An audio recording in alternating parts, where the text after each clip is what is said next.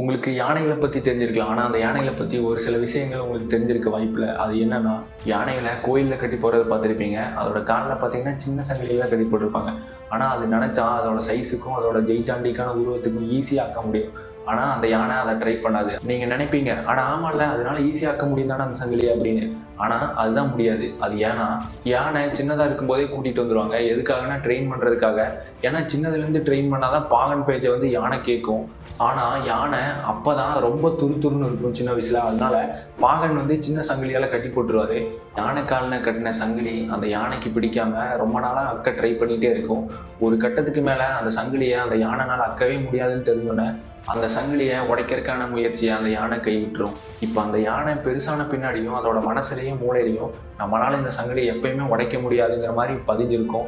அதனால தான் அந்த யானைகளை இப்போ வரைக்கும் சின்ன சங்கிலியால் கட்டி போட்டுருக்காங்க. இந்த இன்ஃபர்மேஷன் இன்றைக்கி தான் உங்களுக்கு தெரியும். மறக்காமல் லைக் பண்ணிவிட்டு சப்ஸ்கிரைப் பண்ணிட்டு போயிடுங்க.